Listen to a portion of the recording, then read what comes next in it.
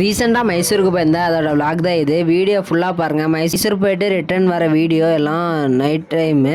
So அதனால் video record பண்ண முடியல. நீங்கள் நம்ம சேனலில் புதுசாக பார்க்குறீங்கன்னா ஒரு லைக் பண்ணி சப்ஸ்கிரைப் பண்ணிக்கோங்க. போன இயர் வந்து நான் ஹைதராபாத் கோல்கண்டா ஃபோர்ட்டுக்கு போயிருந்தேன்.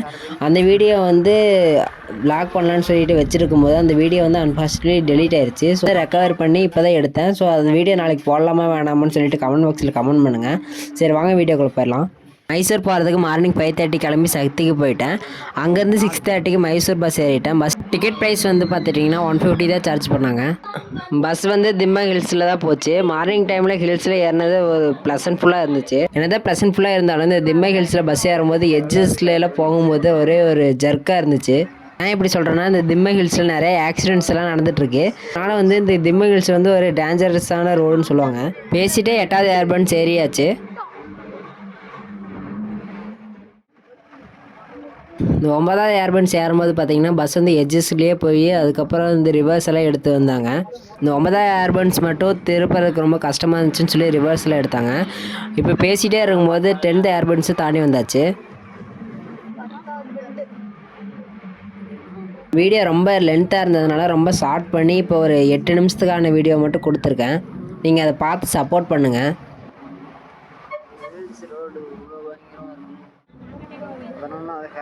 ஒரு வழியாக 11வது ஏர்பன்ஸு தாண்டியாச்சு.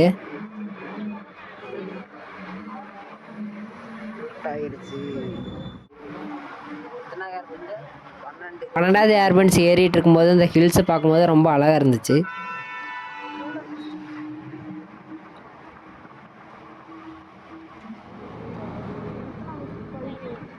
இருபத்தி 7 ஏர்பன்ஸில் இப்போ 13வது ஏர்பன்ஸும் தாண்டியாச்சு. இன்னும் பேலன்ஸ் 14 ஏர்பன்ஸ் இருக்குது. 14வது ஏர்பன்ஸ் கிட்ட வந்தாச்சு. இப்போ 14வது ஏர்பன்ஸு ஏறியாச்சு. இன்னும் பேலன்ஸ் வந்து 13 ஏர்பன்ஸ் தான் இருக்குது.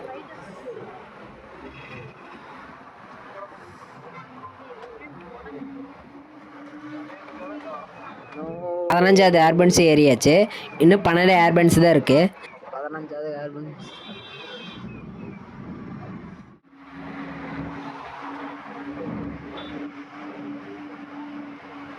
இப்போ 16வது ஏர்பன்ஸே ஏறியாச்சு. இன்னும் பேலன்ஸ் 11 ஏர்பன்ஸ் தான் இருக்குது.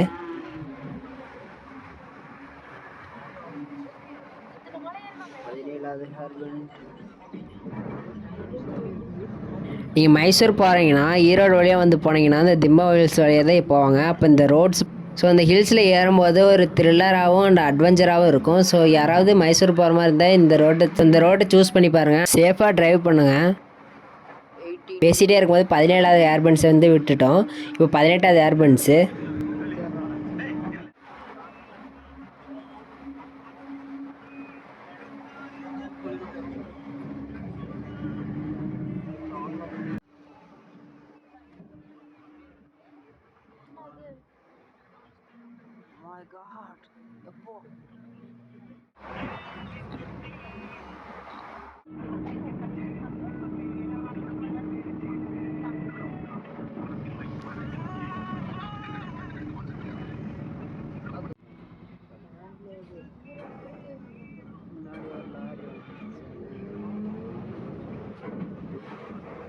ஆல்ரெடி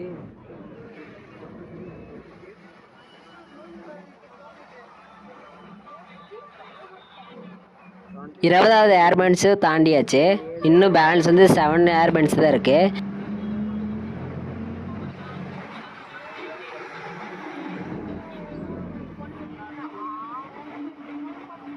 இருபத்தி 1வது ஏர்பன்ஸு ஏறியாச்சு. இன்னும் பேலன்ஸ் வந்து 6 ஏர்பன்ஸ் தான் இருக்குது.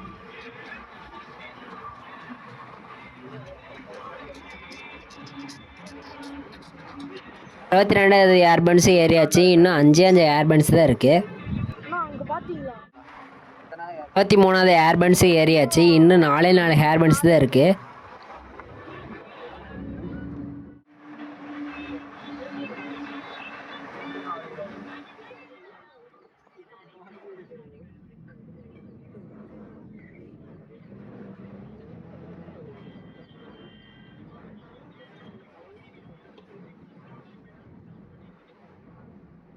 இருபத்தி 4வது ஏர்பன்ஸு ஏறியாச்சு. இன்னும் 3 ஏர்பன்ஸ் தான் இருக்குது.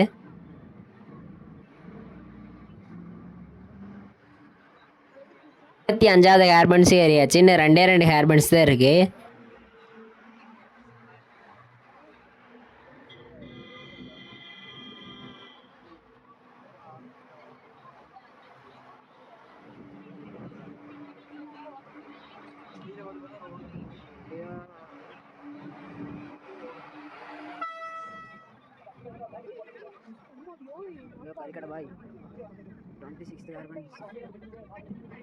இருபத்தி 6வது ஹேர் பன்ஸ் ஏறியாச்சு. ஏறிட்டு இருக்கும்போது முன்னாடி ட்ரக் வந்திருக்கும் போல், அதனால் பஸ் நின்று கியர் போட்டு போனாங்க. அண்ட் தென் ஃபைனலாக 27 ஹேர் பன்ஸு ஏறியாச்சு.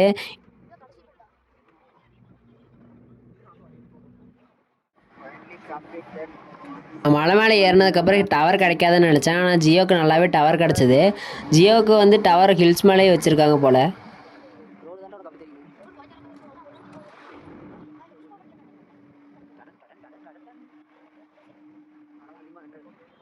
ஒரு வழியாக நம்ம திம்மை ரீச் பண்ணியாச்சு.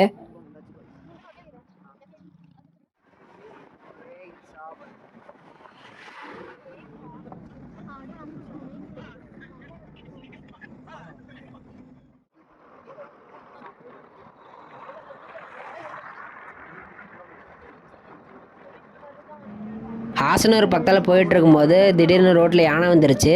அதுக்கு கொஞ்சம் வெயிட் பண்ணி போனதால கொஞ்சம் டைம் டிலே ஆயிடுச்சு.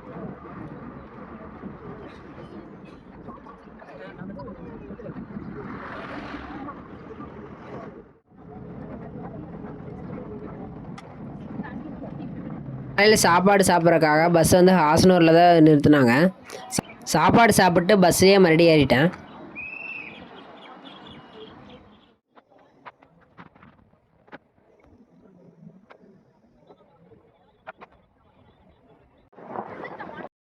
மைசூர் வந்து ரீச் ஆகிறதுக்கே 11 மணி ஆயிடுச்சு. ரீச் ஆனதுக்கப்புறம் அங்கேருந்து பஸ் ஸ்டாப்லேருந்து நடந்து வரக்கே கொஞ்சம் டைம் ஆயிடுச்சு. டிக்கெட்டோட ப்ரைஸ் பார்த்துட்டிங்கன்னா 75 ருபீஸ் அடல்ட்டுக்கு.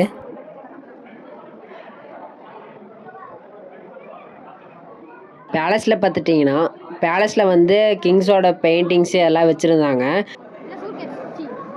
யாருக்காவது மெசேஜ் இந்த மாதிரி அனுப்பணுன்னா அந்த காலத்தில் வந்து இந்த மாதிரி பெட்டியை தான் யூஸ் பண்ணிகிட்டு இருந்திருக்காங்க. அந்த பெட்டியும் வந்து இந்த பேலஸில் வந்து ஷோகேஸ்க்காக வச்சுருந்தாங்க. கிங் யூஸ் பண்ண சேர்ஸு இதெல்லாம் அங்கே ஷோகேஸில் வச்சுருந்தாங்க. அதையும் பார்த்துட்டு வெளியே வந்துட்டேன். அவங்க அந்த காலத்தில் யூஸ் பண்ண சாமி சிலைகள், அதுக்கப்புறம் பீரங்கிகள் இதெல்லாம் அங்கே வச்சுருந்தாங்க.